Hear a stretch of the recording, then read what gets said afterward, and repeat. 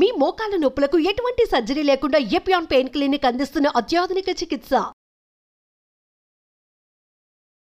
మనతో పాటు డాక్టర్ త్రిపురనేని అశ్విని దత్ గారు ఉన్నారు. శరీరంలో కిడ్నీ యొక్క ప్రాముఖ్యత ఏంటి? కిడ్నీ అనేది జనరల్గా మనకి వ్యర్థ పదార్థాలను బాడీలోంచి బయటికి పంపిస్తానికి యూరిన్ గుండా పనిచేసే అవయవమే కిడ్నీ. కిడ్నీలో రాళ్ళు అసలు ఎందుకు వస్తాయి? కిడ్నీలో రాళ్ళు అనేవి జన్యుపరంగా కూడా వచ్చే అవకాశం ఉంది. జనరల్గా జన్యుపరంగా వచ్చే కిడ్నీ రాళ్ళు చిన్న వయసులోనే వచ్చేస్తాయి. బీరు తాగితే కిడ్నీలకు మంది అని కూడా ఉపచారం చేస్తుంది. బీర్ ఎక్కువ తాగితే ఏమవుతుందంటే అది మీకు బీర్ ఎక్కువ తాగితే స్టోన్ వెళ్ళిపోద్ది అనుకుంటారు. ఇంకా స్టోన్స్ పెరుగుతాయి. కిడ్నీస్ కూడా క్యాన్సర్ వచ్చే అవకాశం ఉందా? కిడ్నీకి కూడా క్యాన్సర్ వచ్చే అవకాశం ఉంటుంది. జనరల్గా కిడ్నీకి వచ్చే క్యాన్సర్ ఇప్పుడు డయాలసిస్ పరిస్థితి ఎప్పుడు వస్తుంది? యాక్చువల్లీ కిడ్నీ చేసే పని ఏంటి? బీపీ కంట్రోల్ చేయటం, రక్తహీనత రాకుండా కాపాడటం, యూరిన్ ఎక్కువ వెళ్ళేదట్టు చూడటం. సార్ డయాలసిస్ మీదకి వెళ్ళామంటే వెనక్కి వచ్చే అవకాశం చాలా చాలా అరుదుగా ఉంటుంది. ప్లస్ డయాలసిస్ లో కూడా హీమోడయాలసిస్, పెరిటోనియల్ డయాలసిస్ అని 2 రకాలు. హీమోడయాలసిస్ అంటే వారానికి 3 సార్లు హాస్పిటల్కి రావాలి వారు. ఈ కిడ్నీస్ హెల్త్ కి వాటర్ కి ఉన్న లింక్ ఏంటి? ఎక్కువ వాటర్ తాగేస్తే ఏమవుతుందంటే కొంతమందికి కిడ్నీలో రాళ్ళు రాకుండా ఉండాలంటే ఏం చేయాలి? మెయిన్ కిడ్నీ ప్రాబ్లం రాళ్ళు వచ్చిన వాళ్ళకి పదే రాళ్ళు ఎండాకాలంలోనే వస్తుంది. ఎందుకంటే బాడీ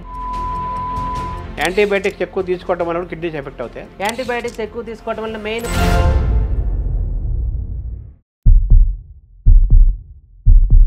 నమస్కారం. మనతో పాటు డాక్టర్ త్రిపురనేని అశ్విని దత్ గారు ఉన్నారు.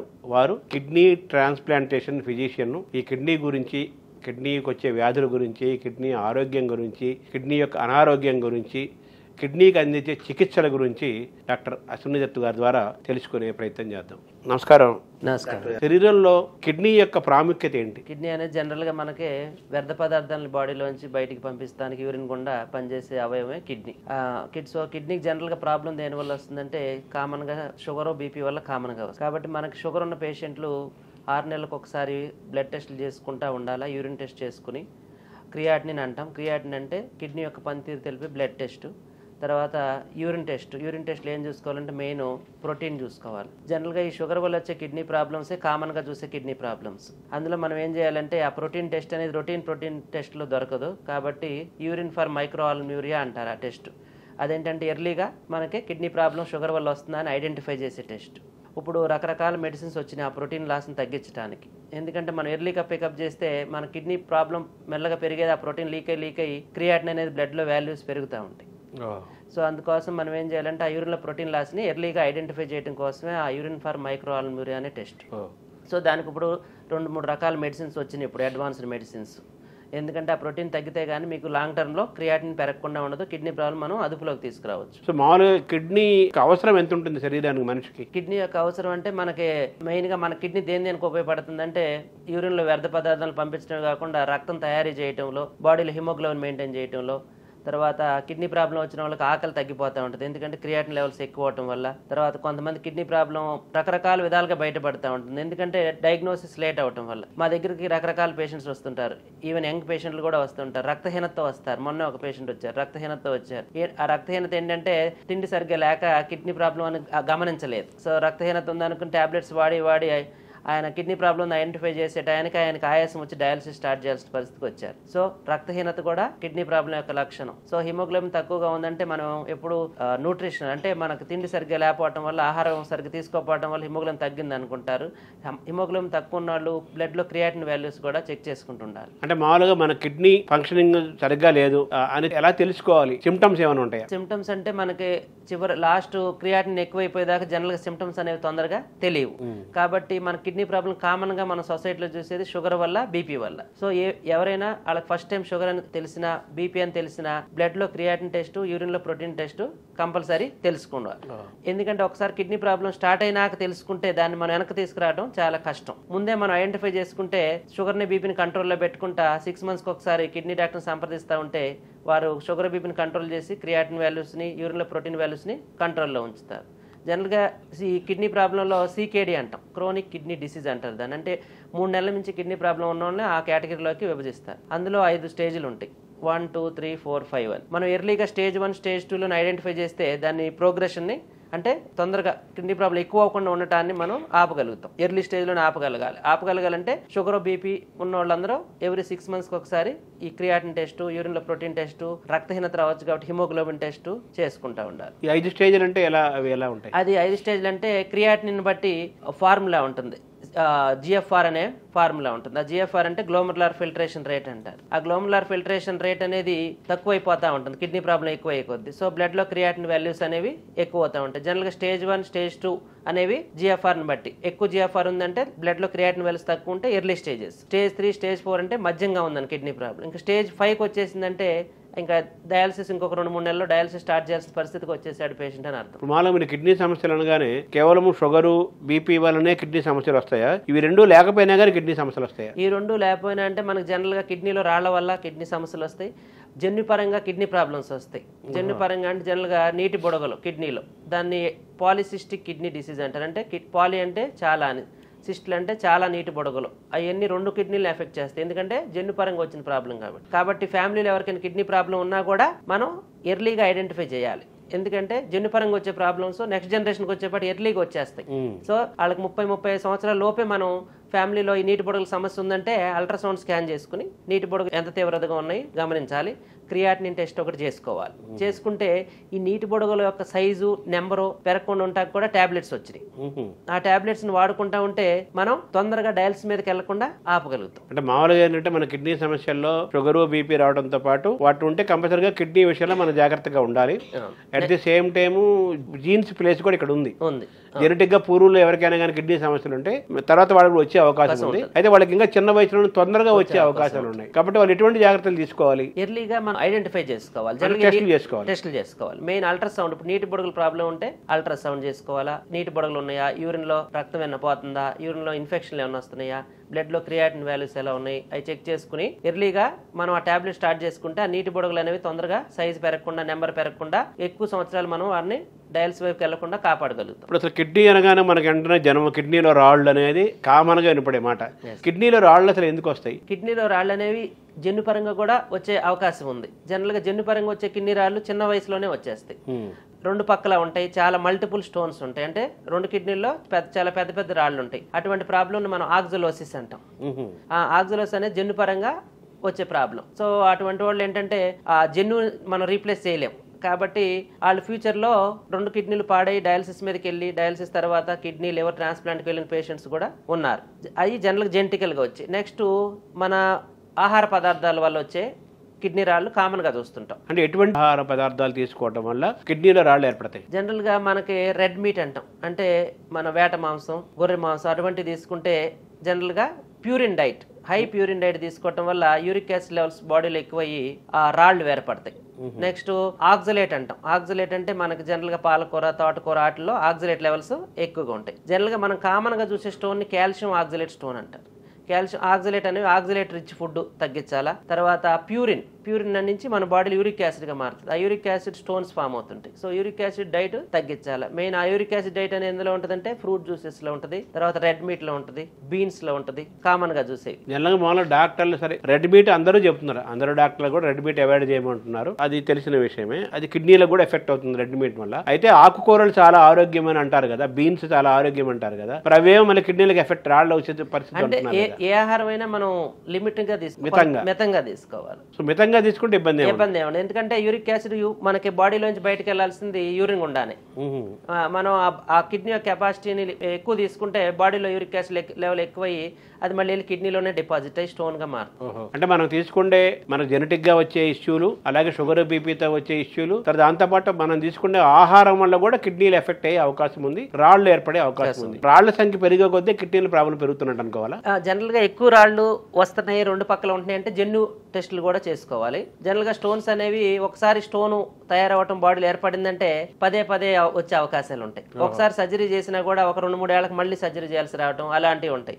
ఎందుకంటే వాటర్ సరిగ్గా తాగకపోవడం, ఆహారం నియమాలు సరిగ్గా పాటించకపోవడం వల్ల కూడా పదే రాళ్ళు వచ్చే అవకాశం ఉంటుంది. సో కిడ్నీకి ఎటువంటి ఇబ్బందులు రాకుండా మనం లైఫ్ లాంగ్ పుట్టినప్పటి నుంచి వెళ్ళిపోయేంత వరకు కిడ్నీలు ఆరోగ్యంగా ఉంచుకోవాలంటే ఏం చేయాలి, ఏం చేయకూడదు? Dos don'ts. డూస్ అంటే మెయిన్ మనం హ్యాబిట్స్ అంటే స్మోకింగ్ అంటే సిగరెట్, బీడీ అవాయిడ్ చేయటం. తర్వాత ఆల్కహాల్ ఎప్పుడైనా సోషల్ గ్యాదరింగ్ లేదా రెగ్యులర్ ఆల్కహాల్ అవాయిడ్ చేయటం. తర్వాత డైట్ లో సాల్ట్ డైట్ తీసుకోవటం. తర్వాత షుగర్ బీపీ ఉన్న వాళ్ళు వాటిని కంట్రోల్లో పెట్టుకోవటం. మెయిన్ ప్రాబ్లం ఎక్కడ వస్తుందంటే హెల్త్ చెకప్స్ అనేవి మనకి ఇక్కడ సిస్టంలో లేవు. అంట్లెస్ ప్రాబ్లం వస్తే తప్ప డాక్టర్ దగ్గరికి రారు. అందుకని ప్రతి ఒక్కళ్ళు ఏంటంటే 6 నెలలకు ఒకసారి వాళ్ళ హెల్త్ మీద వాళ్ళకి అవగాహన ఉండాలి. వాళ్ళు ఏం తింటున్నారు, దాంట్లో మనం తినే డైట్ లో మెయిన్ కార్బోహైడ్రేట్, ప్రోటీన్, ఫ్యాట్ అని ఉంటాయి. ఆ 3 బ్యాలెన్స్డ్ గా ఉండాలి. అయితే కార్బోహైడ్రేట్ ఎక్కువ తీసుకుంటారు, లేకపోతే ప్రోటీన్ డైట్ ఎక్కువ తీసుకుంటారు. సో అలా కాకుండా 3 ఒక 60 to 70% carbohydrate, 20 to 30% protein, 10 to 20% fat ఉండేది బ్యాలెన్స్డ్ డైట్ తీసుకుంటా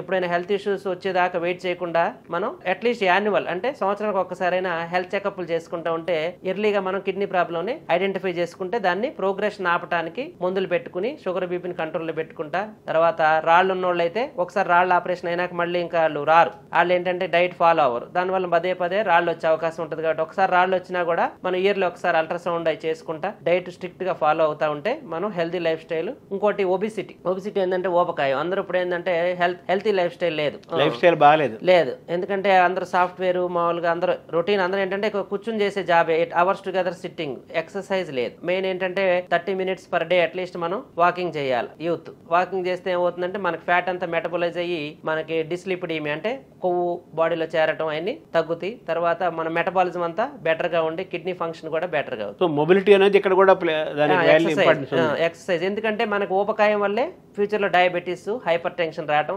ఇదంతా మెటబాలిక్ సిండ్రోమ్ అంటాం. మెటబాలిక్ సిండ్రోమ్ అంటే ఊబకాయం, కొవ్వు లెవెల్స్ పెరగటం, షుగర్ బీపీ రావటం, వాటి వల్ల ఫైనల్ గా ఎన్ని కిడ్నీ మీద ఒత్తిడి పడి కిడ్నీ ప్రాబ్లం వస్తుంది ఎప్పుడు మన మధ్య వయసుకు వచ్చేపాటికి. అందుకే మనం యంగ్ గా ఉన్నప్పుడే డైట్ మీద, లైఫ్ స్టైల్ మీద, ఎక్సర్సైజ్ మీద, న్యూట్రిషన్ మీద అవగాహన అనేది ఉండాలి. చాలా ముఖ్యం. అదే వీటిపై అవగాహన ముఖ్యము. అట్ ది సేమ్ టైం ఆహార నియమాలు పాటించడం ముఖ్యము.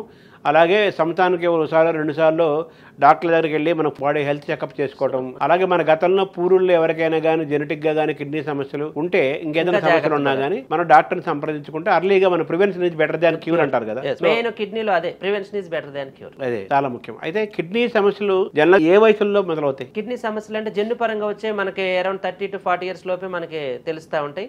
ఈ షుగర్ బీపీ వల్ల వచ్చే 50 సంవత్సరాల తర్వాత మనకు జనరల్ గా బయటపడుతుంది. ఇప్పుడు షుగర్ బీపీ ఉన్న ప్రతి వాళ్ళకి కంపల్సరీ కిడ్నీ సమస్యలు రావాలని ఉందా లేదా? అది కూడా ఇప్పుడు ఫ్యామిలీలో తొందరగా అంతకు ముందు వాళ్ళకి, ఆ ముందు జనరేషన్ వాళ్ళకి, లేకపోతే వాళ్ళ బ్రదర్ సిస్టర్, వాళ్ళ పేర్ల వాళ్ళకి కిడ్నీ ప్రాబ్లం వస్తే వీళ్ళకి వచ్చే అవకాశం తొందరగా ఉన్నట్టు. అందుకనే main sugar BP control important అనేది. ఇప్పుడు షుగర్ వచ్చినాక ఆటోమేటిక్ గా బీపీ అనేది వచ్చేస్తుంది. 2 వచ్చి షుగర్ బీపీ అనేవి కిడ్నీ మీద ప్రభావం చూపిస్తుంటాయి. కవలపిల్లలు లాంటివి.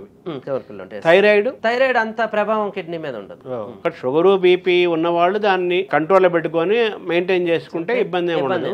ఇవి లేని వాళ్ళు, జెనెటిక్ గా వచ్చే వాళ్ళు కూడా ఎలా ఉంచుకోవాలి, కిడ్నీ ఆరోగ్యం ఎలా కాపాడుకోవాలి? జెనెటిక్ గా వచ్చే వాళ్ళకి మనం ప్రివెంట్ అయితే చేయలేం కాబట్టి వాళ్ళు ఏంటంటే రెగ్యులర్ ఫాలోఅప్ లో ఉంటా వాళ్ళు ఇంకా క్లోజ్ గా మానిటర్ చేసుకోవాలి. అట్లీస్ట్ 6 months ఒకసారి మన డయాబెటీస్, హైపర్ టెన్షన్ ఇయర్లీ ఒకసారి హెల్త్ చెకప్ చేసుకుంటే వీళ్ళు అట్లీస్ట్ 6 months ఒకసారి హెల్త్ చెకప్ చేసుకుంటా nutrition, diet, healthy life style follow అవుతా ఉండాలి. ఇందాక మీరు ఆహారం గురించి చెప్పారు. అందులో భాగంగా కార్బోహైడ్రేట్స్, ప్రోటీన్, ఫ్యాట్ ఈ 3 ముఖ్యము అని చెప్పారు. ఈ 3లో ఏది బాగా ఆరోగ్యం కిడ్నీకి? అంటే ఏదైనా మితిమీరితే ఏదైనా ప్రమాదమే. మెయిన్ ఏంటంటే అందుకే బ్యాలెన్స్డ్ డైట్ అంటాం. ఏదైనా లిమిటెడ్ పర్సంటేజ్ లో తీసుకోవాలి. మెయిన్ ప్రమాదం కిడ్నీకి ప్రోటీన్ వల్ల వస్తుంది. అవును. ఎందుకంటే ప్రోటీన్ మనకి ఆక్సిడెంట్ గా మారుతుంది. ఆ ఆక్సిడెంట్స్ అన్ని కూడా కిడ్నీ దగ్గర డ్యామేజ్ చేస్తుంటాయి. అందుకని మెయిన్ ప్రోటీన్ లో 2 రకాలు ఉంటాయి. Animal protein, vegetable protein. అందరికీ ఏంటంటే అపోహ, పప్పు తినొచ్చా, పప్పు తింటే కిడ్నీ ప్రాబ్లం. అట్లా వెజిటేబుల్ ప్రోటీన్ తో కిడ్నీ ప్రాబ్లం ఏమి కాదు. మామూలుగా యానిమల్ ప్రోటీన్ తోనే మనకి ప్రాబ్లం వస్తుంది. ప్లస్ సీకేడీ అంటే ఎప్పుడైతే ఈ కిడ్నీ ప్రాబ్లం ఎక్కువ రోజుల నుంచి ఉన్న పేషెంట్స్ ఏం చేయాలంటే ఎర్లీ స్టేజ్ ఆఫ్ సీకేడీ ఉన్నప్పుడు లో ప్రోటీన్ తీసుకోవాలి.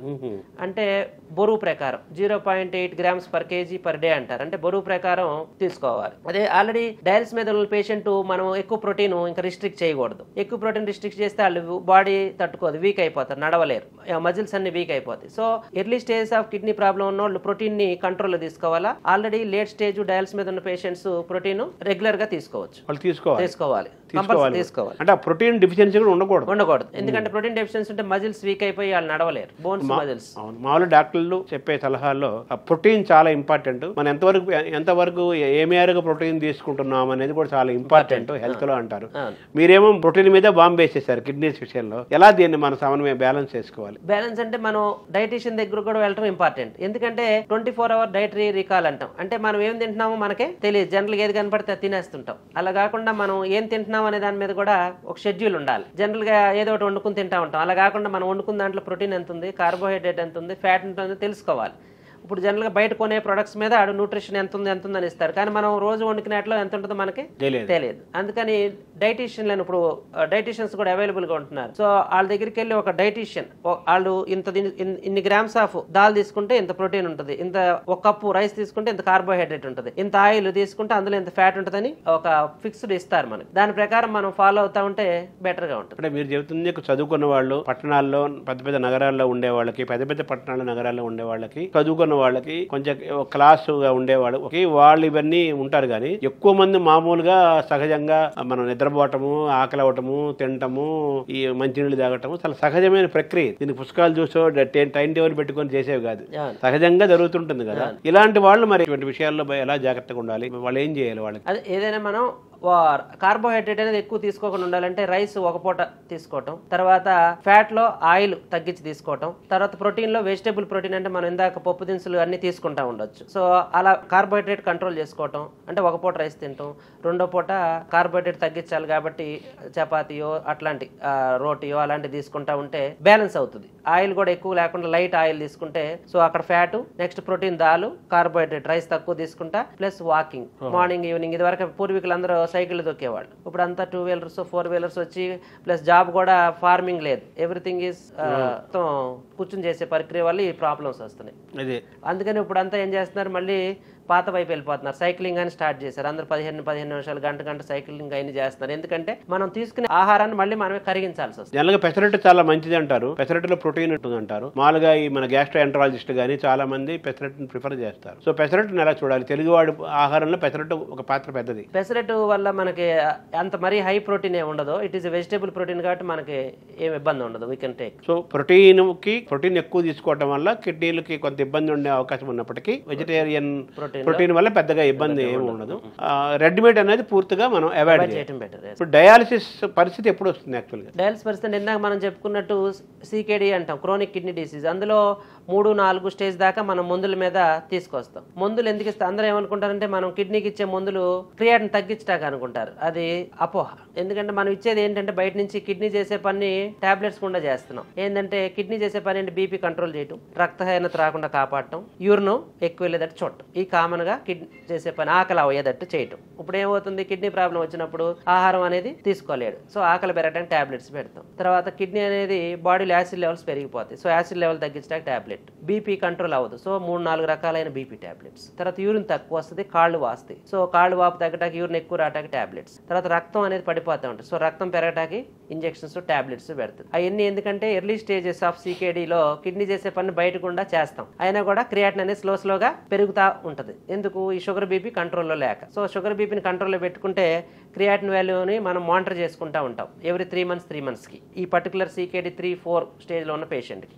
ఎందుకంటే వాళ్ళు ఎప్పుడైనా స్టేజ్ 5కి వెళ్ళే అవకాశం ఉంటుంది కాబట్టి వాళ్ళని మానిటరింగ్లో పెడతాం. సో నెక్స్ట్ ఈ స్టేజ్ 5 అంటే ఇంకా ఈ మందులతో వ్యవహారం నడవదు, డయాలసిస్కి వెళ్ళాల్సింది. స్టేజ్ 5 అంటే ఎప్పుడంటే వాళ్ళకి కాళ్ళు వాయటం, ఇలా ఫ్లాట్గా బెడ్ మీద పడుకోలేక తెల్లవారులు కూర్చుని ఆయాసపడటం, ఆకలి ఉండకపోవటం, ఏం తిన్నా విషంలాగా అనిపించడం, నోరంతా వికారంగా అనిపించడం, వాంతి వచ్చినట్టు అనిపించడం, తర్వాత మెయిన్ రక్తహీనత ఉండటం, అలాంటి లక్షణాలు వచ్చేసినాయి అంటే ఇంకా మనం మందులతో ఎక్కువ రోజులు వారిని కాపాడలేం. ఇంకోటి ఏంటంటే డయాలసిస్ చేసుకోవాలంటే అదేదో ప్రమాదకరమైందని భయపడుతుంటారు. ఇదంతా ఇది వరకు. ఇప్పుడు ఏంటంటే ఒక డయాలసిస్ చేసుకుంటే పెయిన్ ఉంటుంది అనుకుంటారు కొంతమంది. డయాలసిస్ చేసుకున్నప్పుడు పెయిన్ అలాంటివి ఏమి ఉండవు, ఎందుకంటే బ్లడ్ బయటకు వస్తున్నంతసేపు పెయిన్ ఉంటుందేమో అనుకుంటారు. జనరల్గా డయాలసిస్ ఆ స్టేజ్ 5కి రాకముందే మేము ఏం చేస్తుంటామంటే ఫిస్టులా అంటారు. ఫిస్టులా అంటే చేతికి ఇక్కడ రక్తనాళాలని కలుపుతారు. కలిపితే ఫ్యూచర్లో స్టేజ్ 3 స్టేజ్ 4లో ఉన్నప్పుడు ఫిస్టులా చేస్తే ఫ్యూచర్లో ఒకవేళ డయాలసిస్ చేయాల్సి వస్తే ఇందులో చేసుకోవడం ఈజీగా ఉంటుంది. జనరల్గా స్టేజ్ 5లో లేట్గా మన దగ్గరికి వచ్చారంటే మనం మెడ దగ్గర చేతికి సూది పెట్టినట్టు ఇక్కడ జుగులార్ కెథెటర్ అంటాం. జుగులార్ కెథెటర్ అంటే ఒక పైప్ పెడతాం, ఆ పైపు గుండా బ్లడ్ మిషన్లోకి వెళ్ళి ఫిల్టర్ అయ్యి మళ్ళీ వెనక్కి వెళ్ళిపోతూ ఉంటుంది. ఓన్లీ ఆ జుగులార్ కెథెటర్ పెట్టినప్పుడే కొంచెం పెయిన్ అనిపిస్తుంది, అయినా కూడా ఇక్కడ లోకల్గా మొత్తిచ్చే ఆ పైప్ పెడతారు. జనరల్గా ఈ బాడీలోంచి బ్లడ్ బయటకు వెళ్ళి మిషన్లోకి వెళ్ళి మళ్ళీ మిషన్లోంచి లోపలికి వచ్చడం వల్ల ఏమి పెయిన్ అనేది ఏమి ఉండదు. ప్లస్ జనరల్గా ఈ లాంగ్ టర్మ్ ఒకసారి డయాలసిస్ మీదకి వెళ్ళినాక అపోహ ఉంటుంది కొంతమందికి, మేము మళ్ళీ డయాలసిస్ ఆపేసేయొచ్చా, వెనక్కి డయాలసిస్ లేకుండా ఉండొచ్చా అని. ఒకసారి డయాలసిస్ మీదకి వెళ్ళామంటే వెనక్కి వచ్చే అవకాశం చాలా అరుదుగా ఉంటుంది. ఎప్పుడు డయాలసిస్ మీదకి వెళ్ళినాక వెనక్కి వస్తారంటే టెంపరీ కిడ్నీ ప్రాబ్లం ఉన్నోళ్ళే బయటకు రాగలుగుతారు. ఆల్రెడీ ముందు నుంచి మనకి కిడ్నీ ప్రాబ్లం ఉందని తెలిసి క్రియాటినిన్ స్లోగా పెరుగుతూ ఉంది, డాక్టర్ పర్యవేక్షణలో ఉన్నా కూడా క్రియాట్ పెరిగిపోతా ఉందంటే అది సీకేడీ అనే ప్రాబ్లం. ఒకసారి సీకేడీ అనే ప్రాబ్లం డయాలసిస్కి వెళ్ళిన వాళ్ళు వెనక్కి రావడం ఒక 5 to 10% ప్రాబ్లం మాత్రమే. వచ్చినా కూడా కొన్ని రోజులే మళ్ళీ డయాలసిస్ మీద లేకుండా ఉంటారు, మళ్ళీ డయాలసిస్ మీదకి వెళ్ళే అవకాశం ఉంటుంది. మామూలుగా డయాలసిస్ అనగానే చాలా మంది మీరు అన్నట్టుగా భయపడతారు. ఇప్పుడు ఆయన డయాలసిస్ చేస్తున్నారు అంటే ఆయన క్లైమాక్స్ వచ్చినట్టుగా భావించే అది ఎక్కువ ఉంది. అది ఈ ప్రస్తుతం ఎలా చూడాలి దాన్ని? ఇప్పుడు అంటే మనకి గవర్నమెంట్ వచ్చినాక పెరిఫరీస్లో అంటే పల్లెటూరులో చిన్న చిన్న పట్టణాల్లో కూడా డయాలసిస్ సెంటర్స్ వచ్చేసి పెరిగాయి కాబట్టి ఇదివరకట్లాగా అంత భయపడాల్సిన అవసరం లేదు. ఎందుకంటే డయాలసిస్ పేషెంట్లు 10 నుంచి 15 ఏళ్ళు 20 ఏళ్ళు అలా నార్మల్ జీవితాన్ని కూడా గడుపుతారు. ఎప్పుడంటే కరెక్ట్గా డయాలసిస్ చేసుకుంటా, ఆహార నియమాలు పాటిస్తా, రక్తం పెరిగి ఇంజక్షన్లు వాడుకుంటా, బీపీని కంట్రోల్లో పెట్టుకుంటా ఉండి వారానికి 3 సార్లు రోజు తప్పి రోజు డయాలసిస్ జనరల్గా స్కిప్ చేయడానికి ప్రయత్నం చేస్తారు. ఎందుకంటే వారి యొక్క రొటీన్ ఇన్కమ్కి వాళ్ళ యొక్క రొటీన్ పనులకి ఇబ్బంది అవుతుందని ఒకసారి స్కిప్ చేయడానికి ప్రయత్నం చేస్తారు, అవాయిడ్ చేయడానికి ట్రై చేస్తారు పేషెంట్స్. అలా అవాయిడ్ చేస్తే ఏమవుతుందంటే దమ్ వచ్చేస్తుంది, ఆయాసం వచ్చి ఎమర్జెన్సీ అడ్మిషన్ అవ్వాల్సి వస్తుంది. అందుకని కంపల్సరీ వారానికి 3 సార్లు అని డాక్టర్ చెప్తే 3 సార్లు డయాలసిస్ చేయించుకోవాలి, స్కిప్ చేయకూడదు. 2 సార్లు చేయటం ఆపేద్దామని ప్రయత్నం పేషెంట్ కొంతమంది తెలియక ఆ భయంతో ఆ ఫైనాన్షియల్ ప్రాబ్లమ్స్ తో ఆపేయడానికి ప్రయత్నం చేస్తారు. కానీ అలా చేస్తే మనకి హాస్పిటల్ అడ్మిట్ అయితే ఖర్చు లక్షల రూపాయలు అయిపోతాయి. ఇప్పుడు డయాలసిస్ అనేది ఒకప్పుడు ఖరీదుగానే భావించేవాళ్ళు. ఇప్పుడు గవర్నమెంట్ స్కీమ్స్ వచ్చినాక మనకి ఫ్రీగానే డయాలసిస్ ఆరోగ్యశ్రీ పథకం కింద వాటి కింద డయాలసిస్ అనేవి పెరిఫరీ సెంటర్స్ లో జరుగుతున్నాయి. సిటీలో అయితే కొంచెం ఇబ్బందికరంగా అనిపిస్తుంది కానీ పెరిఫరీ అంటే చిన్న చిన్న పట్టణాల్లో వాటిలో స్పోక్ అండ్ హబ్ మోడల్ అని గవర్నమెంట్ పెట్టారు. స్పోక్ అండ్ హబ్ అంటే తెలంగాణలో ఉస్మానియా, గాంధీ, నిమ్స్ 3 హాస్పిటల్స్ ఉన్నాయి. వాటికి అటాచ్డ్ గా ఒక 10 సెంటర్లు పెరిఫరీస్ లో ఉన్నాయి. వీళ్ళు ఇక్కడ నుంచి వాటిని మానిటర్ చేస్తూ ఉంటారు. అవి అక్కడ ఫ్రీగా డయాలసిస్ అనేవి జరుగుతూ ఉన్నాయి పెరిఫరీస్ లో. సో కాబట్టి డయాలసిస్ స్టేజ్ కి మనం వచ్చామంటే ఇంకేదో అడిగితే క్లైమాక్స్ వచ్చినట్టుగా భావించి భయపడక్కర్లేదు. ఇంకా మన జీవితం క్లైమాక్స్ అనుకోక్కర్లేదు. 10 ఏళ్ళు 15 ఏళ్ళు 20 ఏళ్ళు కూడా జీవించడానికి అవకాశం ఉంది. బట్ డయాలసిస్ లో కూడా ఇప్పుడు అందుబాటులో ఉన్నాయి, తర్వాత కూడా ఫ్రీగా కూడా దొరుకుతున్నాయి. సో డయాలసిస్ చేసుకోవటం అనేది అది మనల్ని కిడ్నీస్ కాపాడుతుంది, జీవితాన్ని కాపాడుతుంది. ప్లస్ డయాలసిస్ లో కూడా హీమోడయాలసిస్, పెరిటోనియల్ డయాలసిస్ అని 2 రకాలు. అంటే హీమోడయాలసిస్ అంటే వారానికి 3 సార్లు హాస్పిటల్ కి రావాలి. వారు వచ్చి 4 గంటలు అలా పడుకుని ఉండాలి కంటిన్యూస్. పడుకుంటే మిషన్ బ్లడ్ ని ప్యూరిఫై చేస్తూ ఉంటుంది. అది హీమోడయాలసిస్ అంటే రక్తం ని శుద్ధి చేసే dialysis, blood. Next peritoneal dialysis. Peritoneal dialysis అంటే ఇక్కడ మెడ దగ్గర పైప్ ఎలా పెడతారో పొట్టలో పైప్ పెడతారు. పెడితే పొట్టలోకి నీళ్ళు ఎక్కిస్తారు. నీళ్ళు ఎక్కిస్తే నీళ్ళు అంటే మామూలు పెరిటోనియల్ డయాలసిస్ ఫ్లూయిడ్ అని ఉంటుంది, అది ఎక్కిస్తారు. అది ఎక్కిస్తే ఇంటికాడే వాళ్ళ హాస్పిటల్కి రావాల్సిన అవసరం లేదు. రోజుకు 2-3 సార్లు ఒక 2 లీటర్స్ పెరిటోనియల్ ఫ్లూయిడ్ బ్యాగ్ అది లోపలికి ఎక్కించుకుని ఒక 4 గంటలు వాళ్ళ పడుకుని ఎవ్రీ 4 అవర్స్కి ఆ వాటర్ తీసేసుకుంటా ఉంటే బాడీలో ఉన్న విషాలు వాటర్ అంతా కూడా ఆ బయటకు వెళ్ళిపోయి బ్యాగ్ లో వెళ్ళిపోతా ఉంటుంది. అది వారు హాస్పిటల్కి రావాల్సిన పని లేదు. ఎవరికైతే కొంచెం హాస్పిటల్ ట్రాన్స్పోర్ట్ కి ఇబ్బందిగా ఉంటుందో, ఎవరికైతే డయాలసిస్ ఫెసిలిటీస్ అవైలబుల్ గా లేవు, అసలు ఫస్ట్ డయాలసిస్ వచ్చిందే పెరిటోనియల్ డయాలసిస్, తర్వాత ఈ మిషన్లు వచ్చేసి అవైలబిలిటీ పెరిగినాక హీమోడయాలసిస్ వచ్చింది. కాకపోతే పెరిటోనియల్ డయాలసిస్ యొక్క ప్రాబ్లం ఏంటంటే కేర్ టేకర్ ఉండాలి. కేర్ టేకర్ ఉండి కొంచెం చూసుకుంటా ఉండాలి ఇనిషియల్ డేస్ కు. తర్వాత వారికి అలవాటైతే ఎవరికి వాళ్ళే బై దెమ్సెల్ఫ్ వాళ్ళే పెరిటోనియల్ డయాలసిస్ లోపలికి నీళ్ళు పెట్టేసుకుని బ్యాగ్ తీసేసుకుంటా ఉంటారు. రోజుకి కాకపోతే 3-4 సార్లు చేసుకోవాలి. అంటే 4 అవర్స్ కడుపులో వాటర్ పెట్టుకుని మళ్ళీ తీసేసుకోవాలి 4 అవర్స్ తర్వాత. అంటే మామూలుగా షుగర్ పేషెంట్లు ఇన్సులిన్ చేసుకున్నట్టుగా బ్యాగ్ బొట్టలో పైప్ ఉంటుంది కదా, స్టాండ్కి తగిలించి బ్యాగ్ కడుపులోకి ఎక్కించుకుంటారు. 4 అవర్స్ కడుపులో వాటర్ ఉంటాయి, తర్వాత తీసేస్తారు. మళ్ళీ నైట్ భోజనం చేసి పడుకునేటప్పుడు ఒక బ్యాగ్ లోపల పెట్టేసుకుని వాటర్ మళ్ళీ పొద్దున్న లేచినప్పుడు తీసేస్తుంటారు. ఇదంతా చాలా గందరగోళంగా ఉంది కదా మీరు చెప్తుందంత. రోజుకి వాళ్ళ డైలీ యాక్టివిటీస్ వాళ్ళ అన్ని ఆగిపోతే మెంటల్ స్ట్రెస్.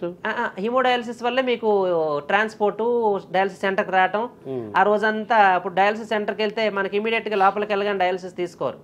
1 అవర్ ముందు వెయిటింగ్, 1 అవర్ డయాలసిస్ అయినాక waiting. Plus dialysis low BP fluctuations ఉంటాయి, అప్ డౌన్ అవుతుంటాయి. తర్వాత డయాలసిస్ లో ఫిల్టర్ క్లాట్ అయ్యే అవకాశం ఉంటుంది, దానివల్ల హీమోగ్లోబిన్ తగ్గే అవకాశాలు ఉంటాయి. హీమోడయాలసిస్ వల్ల ఇష్యూస్ ఉంటాయి. పెరిటోనియల్ డయాలసిస్ వల్ల ఏంటంటే హీమోడయాలసిస్ చేయగా పేషెంట్ కి యూరిన్ అనేది తగ్గిపోతుంది. లాంగ్ టర్మ్ లో ఒక 2-3 సంవత్సరాలు డయాలసిస్ మీద ఉంటే అసలు యూరిన్ అనేది 5 ml కూడా రాదు, రోజుకి 5 ml కూడా రాదు. ఈ పెరిటోనియల్ డయాలసిస్ మీద ఉండటం వల్ల ఏంటంటే ఈ రక్తం లాస్ ఉండదు, తర్వాత ఈ బీపీ ఫ్లక్చుయేషన్స్ అంత ఉండవు, తర్వాత ఎక్కువ రోజులు వారికి యూరిన్ అనేది తయారవుతా ఉంటుంది. ఎందుకంటే ఈ బీపీ ఫ్లక్చుయేషన్స్ వల్ల వాటి వల్ల ఏమవుతుందంటే కిడ్నీ మీద ఒత్తిడి పడి డయాలసిస్ లో వచ్చే యూరిన్ కూడా స్లోగా ఫ్యూచర్ లో ఆగిపోయే అవకాశం ఉంటుంది. సో దీనికి అడ్వాంటేజెస్, దానికి డిసడ్వాంటేజెస్ ఉన్నాయి, రెండు ఉన్నాయి. అంటే అది రెండు ఇవ్వాల్సిన పరిస్థితి ఎవరికి ఉంటుందా? జనరల్ గా పెరిటోనియల్ డయాలసిస్ ఇప్పుడు ఎవరికి ప్రిఫర్ చేస్తున్నారంటే ఎవరికైతే డయాలసిస్ సెంటర్ అందుబాటులో ఉండట్లేదో, ఎవరికైతే నరాలు ఫిస్ట్లా అని చెప్పాను కదా, ఎవరికైతే నరాలు సరిగ్గా దొరకవో, ఎవరికైతే ట్రాన్స్పోర్ట్ ఇబ్బంది ఉంటుందో అటువంటి వాళ్ళకే ఈ పెరిటోనియల్ డయాలిసిస్ అనేది పెట్టుకుంటున్నారు. ఇప్పుడు మామూలుగా దాని నుంచి మీరు ఈ వాటర్ గురించి చెప్తున్నారు కదా, ఈ కిడ్నీస్ హెల్త్ కి వాటర్ కి ఉన్న లింక్ ఏంటి? కిడ్నీకి వాటర్ కంటే స్పెసిఫిక్ గా అట్లా హెవీ మెటల్స్ ఉంటాయి మెయిన్ గా. అంటే మన గ్రౌండ్ వాటర్ తాగితే కొంచెం మనకి ఇప్పుడు ఉద్దానం నెఫ్రోపతి అని శ్రీకాకుళంలో అక్కడ తర్వాత కొన్ని ఉన్నాయి నెఫ్రోపతిస్ అని. అవి ఏంటంటే గ్రౌండ్ వాటర్ వితౌట్ ప్యూరిఫికేషన్ తాగితే హెవీ మెటల్స్ వల్ల, సిలికా వల్ల, తర్వాత మెర్క్యూరీ, లెడ్ వాటి వల్ల వస్తుంది. ఇప్పుడున్న మనకి అవైలబుల్ వాటర్ లో అంత హెవీ మెటల్స్ ఏమి ఉండలేదు. It is all reverse osmosis water, RO water అంటాం. సో ఆర్ఓ వాటర్ వల్ల మనకు అంత కిడ్నీ మీద ప్రభావం కనిపించేదిగా లేదు. అదే ఉద్దాన కిడ్నీ సమస్య ఎప్పటి నుంచో ఉంది, ఇంకా పూర్తిగా దానికి కారణం తెలుసుకోలేకపోతున్నారు. సిలికా అని అనుకున్నారు, ఇంకా అది ప్రూవెన్ కావాలి, ఇంకా పూర్తిగా అనుకుంటారు. రీసెర్చ్ జరుగుతుంది. ఇంకొక ప్రకాశం జిల్లా చీమకుర్తి, కనిగిరి ఆ ప్రాంతాల్లో కూడా kidneys problem, Uddanam type problems వస్తుందని అంటున్నారు. దాని మీద వర్క్ జరుగుతుంది.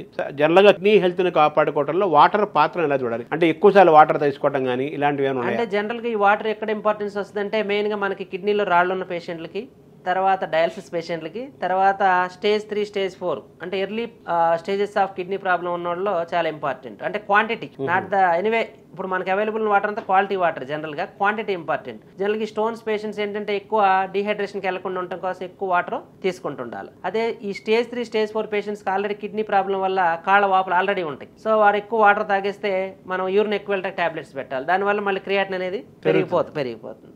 సో వాళ్ళు రిస్ట్రిక్షన్ చేసుకోవాలి. రోజుకి లీటర్న్నర లోపే వాటర్ అనేది వారు, అంటే అందరూ వాటర్ అంటే ఓన్లీ వాటర్ అనుకుంటారు. Any liquid EJ. ఇప్పుడు మనం రైస్ వండాలంటే నీళ్లు పోయాలి, కాఫీలు కాయాలంటే నీళ్లు, పెరుగులో నీళ్లు కలిపితేనే మజ్జిగ. సో అవి కూడా ఆ వాటర్ కూడా కౌంట్ చేసుకుని జ్యూసులు అనేవి తాగకూడదు కిడ్నీ పేషెంట్లు, ఎందుకంటే పొటాషియం అనేది ఎక్కువ ఉంటుంది జ్యూసుల్లో.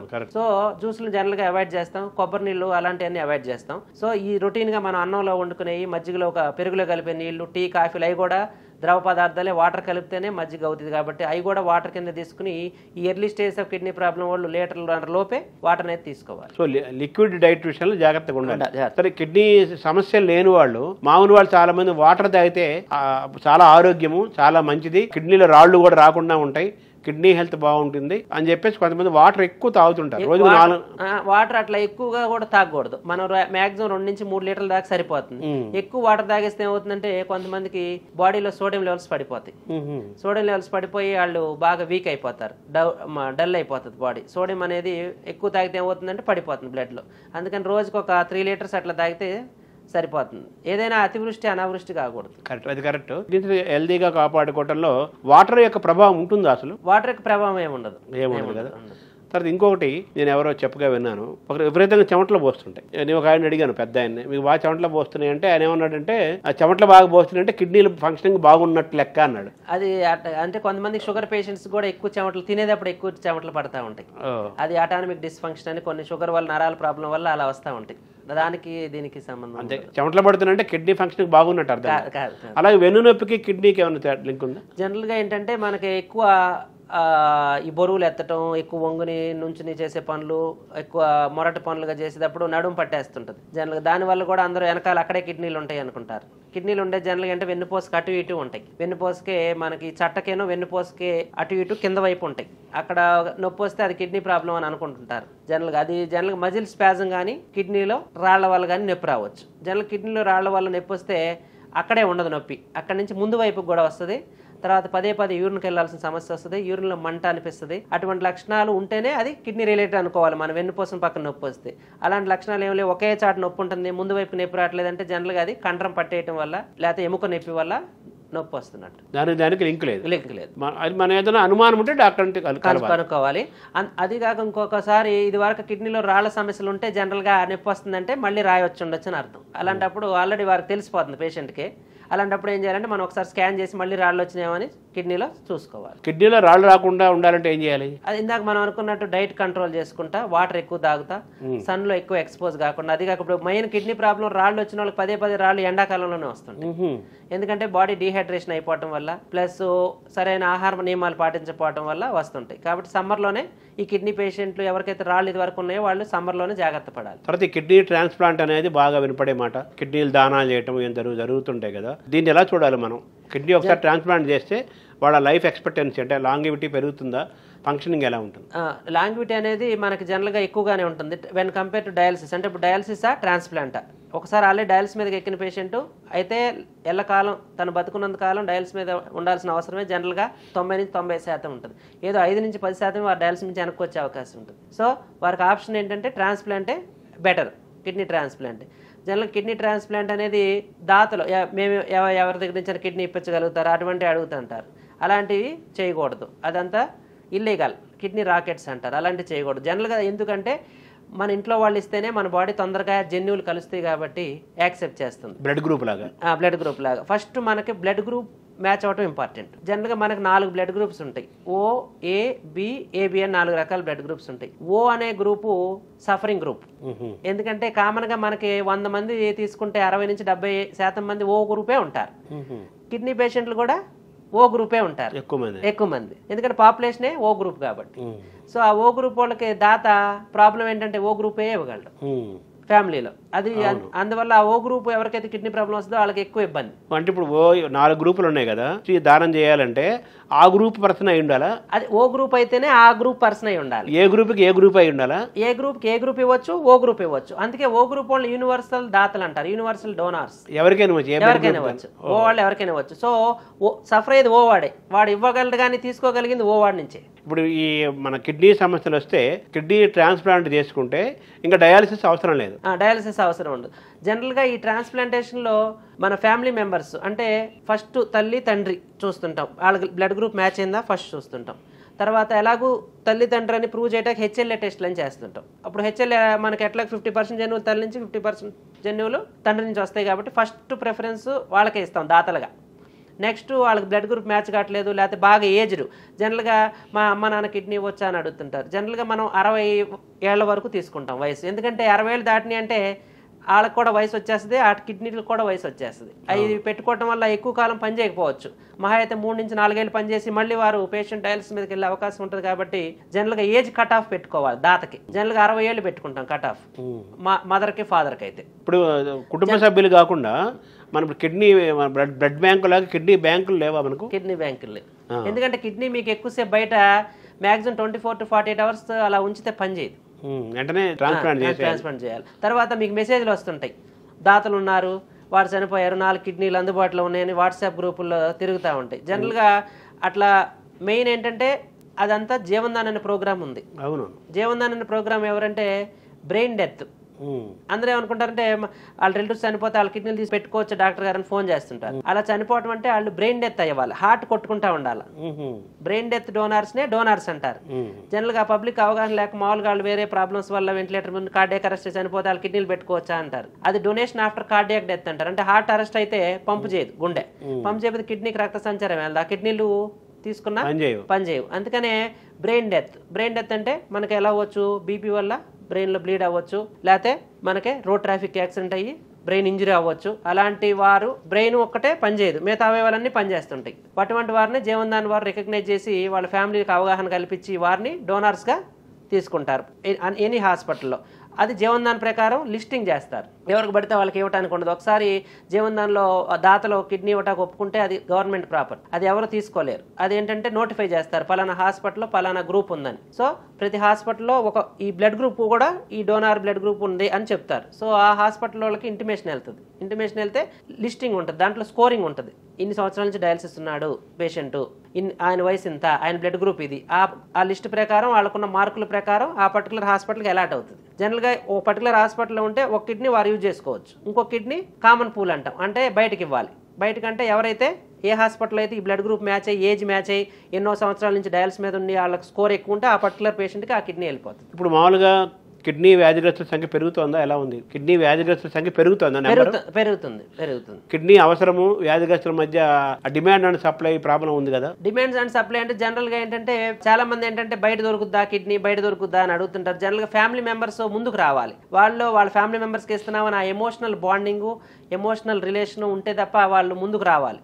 అందుకనే మదర్ ఫాదర్కి ఎక్కువ ఎమోషనల్ రిలేషన్ ఉంటుంది కాబట్టి ఫస్ట్ వారినే మేము ప్రిఫర్ చేసి వారి బ్లడ్ గ్రూప్ మ్యాచ్ అవుతుందో చెక్ చేసి వారికి అవగాహన కల్పిస్తాం. ఎందుకంటే వాళ్ళ అబ్బాయి కానీ అమ్మాయి కానీ సఫర్ అవుతుంటే రోజు డయాలసిస్లో వాళ్ళు చూడలేరు కాబట్టి నెక్స్ట్ ఏం చేస్తామంటే వాళ్ళ గ్రూప్ ఎవరు మ్యాచ్ అవ్వట్లేదు, లేకపోతే వారు పెద్దవారు వయసు 60 సంవత్సరాలు మితిమీరిన వాళ్ళు, లేకపోతే ఆల్రెడీ వాళ్ళకి మదర్కి ఫాదర్కి షుగర్ వచ్చేసినాయి, సో వాళ్ళ కిడ్నీ తీసుకుంటే మళ్ళీ వాళ్ళకి ఫ్యూచర్లో కిడ్నీ ప్రాబ్లం రాకూడదంటే వైఫ్కి అవగాహన కల్పిస్తాం. నెక్స్ట్ సో మరి కిడ్నీలు దొరకకపోతే ఏంటి పరిస్థితి? కిడ్నీలు దొరకకపోతే అంటే మనకి డయాలసిస్ అనేది కూడా లాంగ్ టర్మ్ మనకు 10-15 ఏళ్ళ దాకా బతుకు. మెయిన్ ఈ ట్రాన్స్ప్లాంట్ ఎవరిలో యూస్ఫుల్ అంటే యంగ్లో, ఎందుకంటే వాళ్ళని అన్ని సంవత్సరాలు మనం డయాలసిస్ మీద ఇప్పుడు వారికి 30 సంవత్సరాలు కిడ్నీ ప్రాబ్లం వస్తే ఒక 10-15 ఏళ్ళు వచ్చేపాటికి వారు నడవలేని పరిస్థితికి వెళ్ళిపోయే అవకాశం ఉంటుంది కాబట్టి ఎముకలు వీక్ అయిపోయి అటువంటి వారికి కిడ్నీ ట్రాన్స్ప్లాంట్ ఎర్లీగా ప్రిఫర్ చేస్తాం. ఇప్పుడు ఆల్రెడీ 60 సంవత్సరాలు 65 సంవత్సరాలు షుగర్ బీపీ వల్ల వచ్చిన కిడ్నీ పేషెంట్కి జనరల్గా కిడ్నీ ట్రాన్స్ప్లాంట్ అనేది మేము ప్రిఫర్ చేయం. ఎందుకంటే మన లైఫ్ ఎక్స్పెక్టెన్సీ ఇండియాలో మహా అయితే 70 నుంచి 75 ఏళ్ళు బతికే లేటెస్ట్ 70 నుంచి 75 ఏళ్ళ వరకు బతుకుతాం. ఇప్పుడు ఆల్రెడీ 60 సంవత్సరాలు వచ్చిన కిడ్నీ పేషెంట్కి మనం ట్రాన్స్ప్లాంట్ చేస్తే ఆయనకి ఇమ్యూనిటీ తక్కువ ఉంటుంది, ఇన్ఫెక్షన్ రిస్క్ ఎక్కువ ఉంటుంది. అట్లనేసి పేషెంట్ వచ్చి మాకు ట్రాన్స్ప్లాంట్ చేయండి అంటే తప్ప మనం 60-65 ఏళ్ళు పైన వాళ్ళ పేషెంట్ని ట్రాన్స్ప్లాంట్ పెద్దగా ప్రిఫర్ చేయం. కిడ్నీ ట్రాన్స్ప్లాంట్ తర్వాత సైడ్ ఎఫెక్ట్స్ ఏమైనా ఉంటాయా? మెయిన్ కిడ్నీ ట్రాన్స్ప్లాంట్ తర్వాత జనరల్గా ట్యాబ్లెట్స్ ఉంటాయి, 3 రకాల ట్యాబ్లెట్స్. అవి జీవితాంతం వాడాలి. అవి ఎందుకు వాడాలంటే మన ఇమ్యూనిటీని ఎప్పుడు లోలో ఉంచడం కోసం. ఎందుకంటే మన ఇమ్యూనిటీ ఎప్పుడు ఈ కొత్త పెట్టిన కిడ్నీని డ్యామేజ్ చేద్దామని చూస్తూ ఉంటుంది. సో వాటిని డ్యామేజ్ కాకుండా ఉండాలంటే మనం ఆ కిడ్నీని ఎఫెక్ట్ కాకుండా ఉండటం కోసం 3 రకాల ట్యాబ్లెట్స్ లైఫ్ లాంగ్ వాడుతూ ఉండాలా. ఓ పక్క ఇమ్యూనిటీ మన కొత్తగా పెట్టిన కిడ్నీకి ఆ ఇమ్యూనిటీ అనేది ప్రమాదం, బట్ అదే ఇమ్యూనిటీ మనకి ఇన్ఫెక్షన్ రాకుండా కాపాడుతుంటుంది. జనరల్గా మెయిన్ ప్రాబ్లం కిడ్నీ ట్రాన్స్ప్లాంట్ తర్వాత ఇన్ఫెక్షన్స్లో మెయిన్ మనకి ఫంగల్ ఇన్ఫెక్షన్స్. జనరల్గా బ్యాక్టీరియల్ వైరల్ ఇన్ఫెక్షన్ అయితే ఒక 10-15 రోజులు యాంటీబయాటిక్స్ యాంటీవైరల్స్ తగ్గిపోతాయి. మెయిన్ ఏంటంటే ఈ కోవిడ్ తర్వాత బ్లాక్ ఫంగస్ ఎక్కువైపోయింది. కామన్ మ్యాన్కి కూడా వస్తుంది. ఏది షుగర్ ఉన్న పేషెంట్లకు కూడా బ్లాక్ ఫంగస్ మ్యూకార్మైకోసిస్ అంటారు. అలా కిడ్నీ ట్రాన్స్ప్లాంట్ పేషెంట్లో ఆ రిస్క్ ఎక్కువైపోయింది. ఎందుకంటే మనం ఈ 3 రకాల ట్యాబ్లెట్స్ కిడ్నీ కోసం ఇవ్వాల్సి వస్తుంది. అవి ఏంటి ఇమ్యూనిటీని తక్కువ చేస్తానికి. కానీ ఆ బ్లాక్ ఫంగస్ ని అగైన్స్ట్ గా ఫైట్ చేయాలంటే మన ఇమ్యూనిటీ కావాలి, ఇమ్యూనిటీ పెరగాలి. రోగ నిరోధక శక్తి. ఎస్, ఆ రోగ నిరోధక శక్తికి మ్యూకార్మైకోసిస్ అనే దానికి కావాలి. అదే ఇమ్యూనిటీ మనం పెట్టిన కిడ్నీకి కావద్దు. అలాంటప్పుడు ఏమవుతుందంటే మనం ఈ టాబ్లెట్స్ ఆపేయాల్సి వస్తుంది. మెయిన్ ఆ మ్యూకార్ని టార్గెట్ చేయాల్సి వస్తుంది. యాంటీబయాటిక్స్ కూడా ప్రమాదకారి అంటారు కదా, యాంటీబయాటిక్స్ ఎక్కువ తీసుకోవడం వల్ల కిడ్నీస్ ఎఫెక్ట్ అవుతాయి? యాంటీబయాటిక్స్ ఎక్కువ తీసుకోవడం వల్ల మెయిన్ అన్ని రకాల యాంటీబయాటిక్స్ వల్ల కిడ్నీస్ అనే ఎఫెక్ట్ కావు. ఎమైనోగ్లైకోసైడ్స్ అంటారు.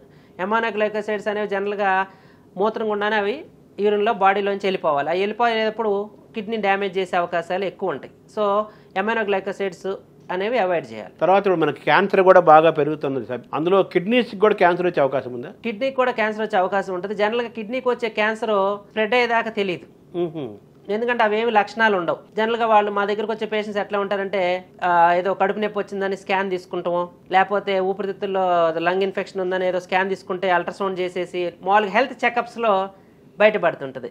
ఇప్పుడు కిడ్నీ క్యాన్సర్ కూడా కామన్గా ఎక్కువైపోయింది. ఎందుకంటే స్మోకింగ్ వల్ల, జనరల్గా స్మోకింగ్ వల్ల, డ్రింకింగ్ వల్ల కిడ్నీ క్యాన్సర్ అంత ప్రమాదం. మెయిన్ లివర్ క్యాన్సర్ మనకి ఎఫెక్ట్, స్మోకింగ్ కిడ్నీ క్యాన్సర్కి ప్రమాదకరం. సో జనరల్గా మా దగ్గరకు వచ్చే పేషెంట్ ఎట్లా ఉంటారంటే ఏదో స్కాన్ తీసుకుంటే కిడ్నీలో గడ్డ ఉందని వస్తారు. కానీ కిడ్నీ క్యాన్సర్ వల్ల బెటర్ ఏంటంటే తొందరగా అంత ఈజీగా స్ప్రెడ్ కాదు, కన్ఫైన్ టు ద కిడ్నీ అక్కడే ఉంటుంది. సో ఎప్పుడైతే మనం కిడ్నీ క్యాన్సర్ బయటపడిందో ఎమ్మటే మనం మాక్సిమం ఆ కిడ్నీలో ఉన్న గడ్డను మాత్రమే తీయడానికి ప్రయత్నం చేస్తాం. ఎందుకంటే రిమైనింగ్ కిడ్నీ అంతా బాగా పనిచేస్తుంటుంది కాబట్టి, స్ప్రెడ్ అవుతుంది కాబట్టి లోకల్ గా ఉంటుంది కాబట్టి ఎవరీ 6 months ఒకసారి పెట్ స్కాన్ చేసుకుంటా స్ప్రెడ్ అయిందా, లేకపోతే మనం తీసిన ట్యూమర్ చుట్టూ కొత్త గడ్డ తయారవుతుందా అని చూస్తుంటాం. ఒక్కోసారి కిడ్నీ మొత్తం కూడా తీసేయాల్సి వస్తుంది. ఎందుకంటే ఆ కిడ్నీ యొక్క ట్యూమర్ యొక్క గడ్డ యొక్క సైజుని బట్టి ఆ కిడ్నీ రక్తనాళాల్లోకి వెళ్ళిపోయిందా, ఆ చుట్టుపక్కల లింఫ్ నోడ్స్ అంటాం చిన్నగా గడ్డల్లోగా ఏమైనా వెళ్ళిందా చూసుకుని, ఒకవేళ వాటిలోకి వెళ్ళింది మరీ పెద్దగా ఉంది అంటే కిడ్నీ రక్తనాళాలు కూడా ఇన్వాల్వ్ అవుతున్నాయి అంటే అప్పుడు కిడ్నీని మొత్తాన్ని కూడా తీసేయాల్సి వస్తుంది.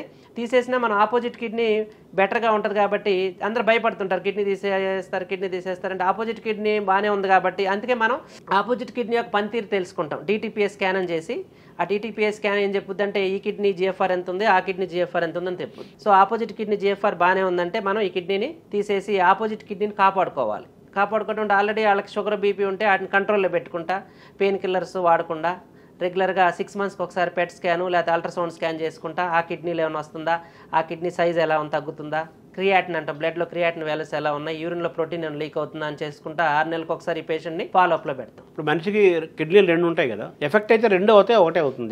జనరల్గా ఎఫెక్ట్ అయితే 2 ఎఫెక్ట్ అవుతాయి, రాళ్ల వల్ల అయితే 1 ఎఫెక్ట్ అయ్యే అవకాశం ఉంటుంది. ఒక సైడ్ కామన్గా రాళ్ళు వస్తుంటాయి.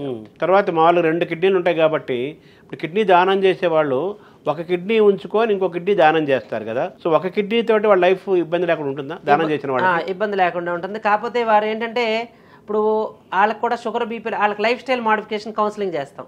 ఏంటంటే బరువు పెరగకుండా ఉంటాం, షుగర్ బీపీ రాకుండా డైట్ కంట్రోల్ చేసుకోవటం. ముందు నుంచి వారికి షుగర్ బీపీ లేకుండా ఉన్నవారిని మనం జనరల్గా డోనర్గా దాతగా స్వీకరిస్తాం. వారిలో ఈ diet control, nutrition, life style, ఆహార నియమాలు పాటించడం, వారికి కూడా 6 నెలలకు ఒకసారి హెల్త్ చెకప్స్ చేయించుకోమని అవగాహన కల్పిస్తాం. ఎందుకంటే ఈ ట్రాన్స్ప్లాంట్ అయిపోయినాక వారు కనపడరు, మాకు ఇంకా వారు రారు, అంట్లల్లేసి ఏదో ప్రాబ్లం వస్తే తప్ప దాతలో కనపడరు.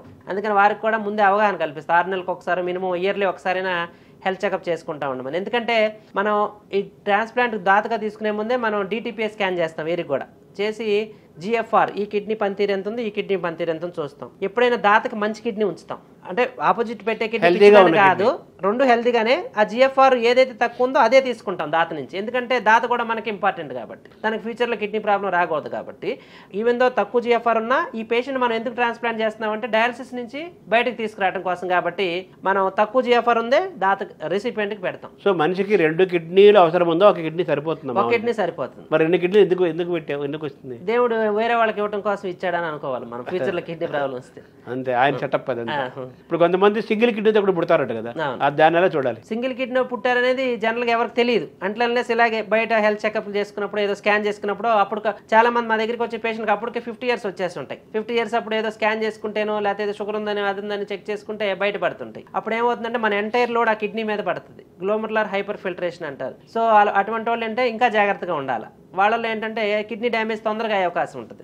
ఎందుకంటే ఏజింగ్ ఒక పక్క ఉంటుంది, ప్లస్ ఈ ఏజింగ్ వల్ల, ప్లస్ ఈ ఆహార నియమాలు పాటించకపోవడం వల్ల షుగర్ బీపీ ఒక పక్క వస్తుంటాయి. సో వారు ఏంటంటే ఇంకా జాగ్రత్తగా ఉండాలి. అంటే సింగిల్ కిడ్నీగా పుట్టే వాళ్ళ పర్సెంటేజ్ ఎంత ఉంటుంది మామూలుగా పాపులేషన్ లో? 1 to 2%. అంతేనా? జనరల్ గా మనకి ఇప్పుడు స్కానింగ్లు అన్ని వచ్చేసినాయి, ఇది వరకు అంటే తెలిసేది కాదు. లోపల గర్భంలో ఉన్నప్పుడే ఆ స్కానింగ్ల వల్ల మనకి సింగిల్ కిడ్నీ అని బయటపడుతుంది. అవును, ఇప్పుడు అంతా ఫీటల్ మెడిసిన్ కూడా వచ్చింది. యూరిన్ లో రంగుకి కిడ్నీ దీనికి ఏమైనా లింక్ ఉందా? జనరల్గా ఏంటంటే మనకి కిడ్నీ ప్రాబ్లం యూరిన్ ఎర్రగా వస్తూ ఉంటుంది అంటారు కొంతమంది పసుపు రంగులో వస్తుంది అంటారు. సో జనరల్గా కొంతమంది బాగా చిక్కగా వచ్చే యూరిన్కి బాగా రెడ్గా వచ్చిందని కన్ఫ్యూజ్ అవుతుంటారు. అదేంటంటే బాగా చిక్కగా ఎందుకు వస్తుందంటే డీహైడ్రేషన్ అంటాం. అంటే మనం తాగే వాటర్ సరిపోక బాడీలో మంట అనిపిస్తుంది, కొంచెం యూరిన్ ఇన్ఫెక్షన్ వచ్చిందని కూడా అనుకుంటారు కొంతమంది. అదేంటంటే వాటర్ బాగా తాగి చూస్తే యూరిన్ క్లియర్ అయిపోతుంది. అది బాగా ఎల్లోగా రావటం, డార్క్ ఎల్లో అంటే బాగా పచ్చగా రావటం. నెక్స్ట్ కావిర్లు వచ్చినా కూడా యూరిన్ పచ్చగా వస్తుంది. సో కళ్ళు చూసుకోవాలి, ఒకవేళ మరీ ఎల్లోగా వస్తుందంటే పసికర్లు ఏమైనా అంటే కావిర్లు ఏమైనా చూసుకోవాలి. నెక్స్ట్ ఎరుపు ఎందుకు వస్తుందంటే యూరిన్ లో కిడ్నీ రాళ్ళు ఉన్నా కూడా యూరిన్ రెడ్ గా వస్తుంది, లేకపోతే కిడ్నీలో క్యాన్సర్ ఉన్నా యూరిన్ రెడ్ గా వస్తుంది. తర్వాత కిడ్నీలో ప్రాబ్లం ఉంటుంది, గ్లోమెరులర్ డిసీజెస్ అంటారు. అంటే కిడ్నీలో ప్రోటీన్ పోయే ఒక డిసీజ్ ఉంటుంది. తర్వాత కొంతమంది గొంతు నొప్పి వచ్చి గొంతు ఇన్ఫెక్షన్ వచ్చినప్పుడు యూరిన్ రెడ్ గా వస్తుంది. సో 2-3 రకాల కిడ్నీ ప్రాబ్లమ్స్ ఉన్నాయి, ఐజియా నెఫ్రోపతి అని, వాస్కులైటిస్ అని 2-3 రకాల కిడ్నీ ప్రాబ్లమ్స్ ఉన్నాయి. వాటిలో కూడా యూరిన్ రెడ్ గా వస్తుంది. సో యూరిన్ రెడ్ గా వస్తుందంటే అది అలార్మింగ్ ఫీచర్ అని అర్థం. అంటే మనం జాగ్రత్త పడాలి, తొందరపడాలి, చెక్ చేయించుకోవాలని అర్థం. ఎల్లోగా ఉంటే మనకి కావిర్లు అయినా ఉండొచ్చు, డీహైడ్రేషన్ అయినా అంటే మనం తాగే వాటర్ సరిపోవటం వల్ల అయినా అయి ఉండొచ్చు. ఇప్పుడు కావిర్లకి కిడ్నీలకి లింక్ ఉందా? కావిర్లకి అంటే ఇప్పుడు మామూలుగా మన కావిర్లు ఎందుకు వస్తాయి అంటే హెపటైటిస్ అంటే viral infections, hepatitis A and E అంటాం. అంటే మన ఫుడ్ కంటామినేషన్, అంటే మనం తాగే వాటర్, తినే ఫుడ్ లో కలుషితం అవటం వల్ల కావిర్లు అయ్యి ఆ కావిర్లు యూరిన్ లో బిలిరూబిన్ అంటాం, యూరిన్ లో వెళ్ళిపోయేటప్పుడు అలా వస్తాయి. తర్వాత కొంతమంది బాగా మద్యపానం తాగే వాళ్ళు ఉంటారు. సో ఆ మద్యపానం బాగా తాగే వాళ్ళకి ఏమవుతుందంటే లివర్ ఎఫెక్ట్ అయ్యి కావిర్లు వచ్చి ఆ కావిర్లన్నీ యూరిన్ లో వెళ్తాయి. సో ఆల్రెడీ లివర్ ప్రాబ్లం ఉన్న వాళ్ళకి ముందేమో చూసుకోవాలి, యూరిన్ బాగా పచ్చగా వెళ్తున్నాడంటే. ఇప్పుడు బీరు తాగితే కిడ్నీలకు మంది అని కూడా ప్రచారం చేస్తుంటారు. ఈ బీర్ ఎక్కువ తాగితే ఏమవుతుందంటే అది మీకు బాడీలో యూరిక్ యాసిడ్ గా మారి స్టోన్ ఫార్మేషన్ ఎక్కువ. అందరూ ఏమనుకుంటారంటే బీర్ ఎక్కువ తాగితే స్టోన్ వెళ్ళిపోద్ది అనుకుంటారు, ఇంకా స్టోన్స్ పెరుగుతాయి. సో అదంతా ఏంటంటే అపోహ, అదే ప్రచారం, దుష్ప్రచారం. డీటాక్స్ అనేది ప్రోబయాటిక్స్ అని వచ్చినవి. ప్రోబయాటిక్స్ అంటే మన బాడీలో మన పేగుల్లో కొన్ని బ్యాక్టీరియా ఉంటాయి, మనకి ఉపయోగపడే బ్యాక్టీరియా. ఆ ఉపయోగపడే బ్యాక్టీరియా ఏం చేస్తుంటే మన బాడీలో విషాలని మోషన్ గుండా పంపిస్తాయి. సో ఇప్పుడు కిడ్నీ ప్రాబ్లం ఉన్న వాళ్ళు కొంతమంది ప్రోబయాటిక్స్ వాడుతుంటారు. ఆ ప్రోబయాటిక్స్ అనేవి ఇంకా స్టడీస్ లో వాటిల్లో మన పుస్తకాల్లో అట్లా ఇంకా ప్రూవెన్ కాదు. అవన్నీ ఏంటంటే కొంతవరకు ఒక 5-10% ఏదో మనకి హెల్ప్ చేస్తాయని ఒక ఆశతో అలాంటి ప్రయత్నం చేస్తుంటాం, కానీ అవన్నీ ఇంకా అంత ఉపయోగకరంగా కనిపించట్లేదు. సో కిడ్నీ చికిత్సలో ఇప్పుడు అడ్వాన్స్డ్ గా మన దగ్గర అందుబాటులో ఉన్న చికిత్సలు ఏంటి? అడ్వాన్స్ గా అందుబాటులో అంటే మనకి ఇప్పుడు జీనోటిక్ ట్రాన్స్ప్లాంటేషన్ అన్నారు. జీనోటిక్ ట్రాన్స్ప్లాంటేషన్ అంటే మీరు అన్నట్టు మన కిడ్నీ దాతలు లేక ఉన్న వారికి ఇష్టం లేక ఇవ్వలేక లేకపోతే వారికి ఏదో ఆర్థిక పరమైన ఆరోగ్యపరమైన సమస్యల వల్ల వారు దాతలుగా మారలేనప్పుడు ప్లస్ ఈ జీవనదానంలో ప్రోగ్రామ్ అంటే ఇందులో పెట్టుకున్నప్పుడు ఎమ్మటే కిడ్నీ దొరక ఇంకా 2-3 సంవత్సరాలు 4 సంవత్సరాలు డయాలసిస్ మీద ఉండాల్సినప్పుడు ప్రాబ్లమ్స్ వస్తున్నాయి. అటువంటి వారికి ఏంటంటే ఇప్పుడు కొత్తగా మన ఏబీఓ ఇన్కంపాటబుల్ ట్రాన్స్ప్లాంట్ అని ఒకటి వచ్చింది. ఏబీఓ ఇన్కంపాటబుల్ ట్రాన్స్ప్లాంట్ అంటే బ్లడ్ గ్రూప్ మ్యాచ్ అవ్వడం వల్ల దాత అవలేకపోవటం. సో వారికి ఏం చేస్తామంటే ఎవరైతే కిడ్నీ ప్రాబ్లమ్ సమస్య అవుతున్నారో పేషెంట్ వారికి బాడీలోని యాంటీబాడీస్ అన్నింటినీ ప్లాస్మా ఫెరిస్ అనే పద్ధతి ద్వారా తీసేసి అప్పుడు ట్రాన్స్ప్లాంట్ చేస్తాం ఎవరికైతే అటువంటి వారికి ABO incompatible. So ABO incompatible కూడా ఇబ్బందికరంగా ఉంది అంటే స్వాప్ ట్రాన్స్ప్లాంట్ అంటారు, కుండ మార్పిడి. అంటే ఎవరిదైతే బ్లడ్ గ్రూప్ 2 పేర్స్ తీసుకుని ఎవరైతే మ్యాచ్ అవుతుందో వీరు వారికి ఇస్తారు, వారు వీరికి ఇస్తారు. దాన్ని swap transplant or paired kidney transplant అంటారు. ఇంకా అది కూడా అవ్వట్లేదు అంటే next xeno transplantation. Xeno transplantation అంటే జీనో అంటే మన స్పీసీస్ కాంది, అంటే మనం హోమోసేపియన్స్ అంటారు మనుషులు అందరూ. అలాంటి కాకుండా జీనో అంటే పంది కిడ్నీలు అలాంటి కిడ్నీలు ట్రై చేశారు కానీ ఇప్పుడు దాకా అన్ని కూడా ఫెయిల్ అయింది. ఎందుకంటే మన జన్యువులు వాళ్ళ జన్యువులు కలవక ప్లస్ ఎక్కువ ఇమ్యూనిటీని తగ్గించే ఇంజెక్షన్స్ టాబ్లెట్స్ ఆ ట్రాన్స్ప్లాంట్ సక్సెస్ కోసం వాడటం వల్ల పేషెంట్స్ ఇన్ఫెక్షన్స్ వచ్చి చనిపోయారు. నెక్స్ట్ ఇంకోటి ఆర్టిఫిషియల్ డివైసెస్. ఏదైతే ఇప్పుడు మనం డయాలసిస్ పద్దాక వెళ్లకుండా ఆర్టిఫిషియల్ డివైసెస్ ఇంప్లాంటబుల్ డివైసెస్ అనేవి తయారు చేస్తున్నారు కానీ అవి కూడా ఇంకా అంత సక్సెస్ కాలేదు. అన్ని ఇంకా ట్రయల్స్ లోనే ఉన్నాయి. అందుబాటులో రావాలంటే ఇంకొక 5 నుంచి 10 సంవత్సరాలు పట్టొచ్చేమో చూడాలి. ప్లస్ ఎంతవరకు సక్సెస్ అవుతాయో ఇంకా ట్రయల్స్ లో నడుస్తుంది. ఆల్రెడీ రీసెంట్ గానే జీనో ట్రాన్స్ప్లాంటేషన్ చేశారు కానీ పేషెంట్ అంతా సక్సెస్ గా అవ్వలేదు. సో ఇప్పుడు మనకి అడ్వాన్స్డ్ గా అందుబాటులో ఉన్న చికిత్స అంటే మనం ఏం చెప్పాలి?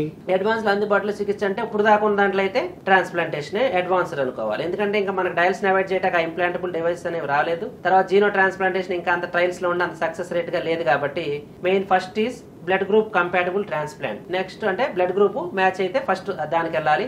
లేకపోతే ఏబీఓ ఇన్కంపాటబుల్ అంటే బ్లడ్ గ్రూప్ ని శుద్ధి చేసి యాంటీబాడీస్ తీసేసి ఆయన బ్లడ్ గ్రూప్ మ్యాచ్ అవ్వకపోయినా ట్రాన్స్ప్లాంట్ చేయొచ్చు. దాన్ని ఏబీఓ ఇన్కంపాటబుల్ అంటాం. అది కూడా అవ్వకపోతే స్వాప్ ట్రాన్స్ప్లాంట్ అంటాం. అంటే వారికి ఎవరెవరు బ్లడ్ గ్రూప్ అయితే మ్యాచ్ అవుతుంది వారి వీరికి వీరి వారికి ఇస్తారు. ఇవన్నీ అడ్వాన్స్డ్ చికిత్సలా? అడ్వాన్స్డ్ అంటే అవగాహన లేక పబ్లిక్ ట్రాన్స్ప్లాంటేషన్ అంటే ఇంకా మా ఇంట్లో వాళ్ళు ఎవరు ఇవ్వలేకపోతున్నారు కాబట్టి మేము ట్రాన్స్ప్లాంట్కి వెళ్ళలేము, నా బ్లడ్ గ్రూప్ మ్యాచ్ కాలేదు కాబట్టి నేను ట్రాన్స్ప్లాంట్కి వెళ్ళాను అనే అపోహలు ఉంటున్నారు. కాబట్టి మనకు జీనో ట్రాన్స్ప్లాంట్ వచ్చేదాకా ఇవే అడ్వాన్స్ అనుకోవాలి. అంటే మన దేశంలోనే ప్రపంచంలో ఎక్కడైనా అందుబాటులో ఉన్నాయా ఇవన్నీ జీనో ట్రాన్స్ప్లాంట్? ఇవన్నీ జీనో ట్రాన్స్ప్లాంట్ ఇంకా మొత్తం మన ఇండియాలో అయితే ఇంకా జీనో ట్రాన్స్ప్లాంటేషన్ ఇప్పుడు దాకా చేయలేదు. విదేశాల్లో చేశారు కానీ అవన్నీ ఇంకా సక్సెస్ గా కాలేదు. తర్వాత మీరు ఇవి చెప్పారు కదా ఇక్కడ పెట్టుకునేవి, వాటి పరిస్థితి కూడా ఇండియాలో ఇంకా రాలేదు. ప్రపంచం వేరే దేశాల్లో వచ్చాయి, వేరే దేశాల్లో ట్రయల్స్ లో నడుస్తా ఉన్నాయి, ఇంకా సక్సెస్ గా ప్రూవెన్ కాలేదు. ఓవరాల్ గా మీరు చివరిగా ఈ కిడ్నీలు ఆరోగ్యంగా ఉండాలంటే మీరు ఇచ్చే సందేశం ఏంటి అవేర్నెస్ కోసం ప్రజల్లో అవేర్నెస్ కోసం? అంటే మనం తినే ఆహారం, తాగే నీరు శుద్ధిగా ఉండాలా, బ్యాలెన్స్డ్ డైట్ తీసుకోవాలా, ఎక్సర్సైజ్ ఇంపార్టెంట్. తర్వాత లైఫ్ స్టైల్ అంటే స్మోకింగ్, ఆల్కహాల్ అవాయిడ్ చేయటం.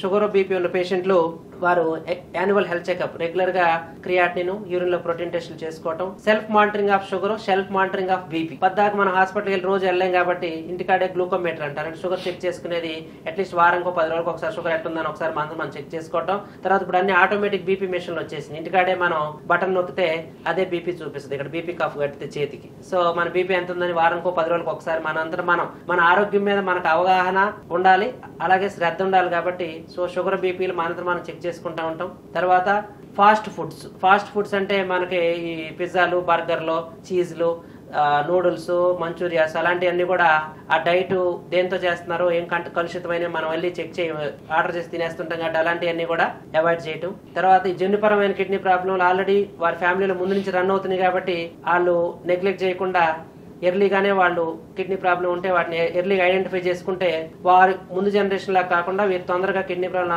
ఐడెంటిఫై చేసుకుంటే బెటర్ గా ఎక్కువ రోజులు ఇబ్బంది లేకుండా జీవించవచ్చు. ఇప్పుడు మానసికమైన ఒత్తిడి కూడా కిడ్నీలు ఎఫెక్ట్ అవుతాయి, మెంటల్ స్ట్రెస్. మానసికమైన ఇబ్బంది డైరెక్ట్ గా కిడ్నీ మీద ఎఫెక్ట్ చూపించకపోవచ్చు కానీ మెయిన్ హార్ట్ మీద, బ్రెయిన్ మీద పడి ఎలా వస్తుంది అంటే బీపీ రూపంలో వచ్చి అది హార్ట్ ని బ్రెయిన్ ఎఫెక్ట్ చేసినప్పుడు ఆటోమేటిక్ గా ఆ బీపీ వల్ల కిడ్నీ అనేది ప్రాబ్లం లో ఇండైరెక్ట్. ఓవరాల్ గా మనం కిడ్నీని మనం కాపాడుకోవడంలో జెనెటిక్ గా వచ్చిన తర్వాత డాక్టర్ని సంప్రదించి చికిత్స తీసుకోవటం అది ఎలాగో ఉంటుంది. ఇది కాకుండా మన ఆహార నియమాలు, వ్యాయామము, మన మానసిక పరిస్థితి, మన క్రమశిక్షణ, జీవన శైలి ఇవన్నీ కూడా చాలా ముఖ్యము. ఇవి మెయింటైన్ చేసుకుంటూ ఉంటే కిడ్నీ సమస్యలు రాకుండా ఉండడానికి మాక్సిమం మనం అవాయిడ్ చేయొచ్చు. డాక్టర్కి హాస్పిటల్కి వెళ్ళే పరిస్థితి రాకుండా మనం చూసుకోవచ్చు. వచ్చిన తర్వాత ఈ చికిత్సలు పాటించాలి. నమస్కారం. నమస్కారం. Thank you.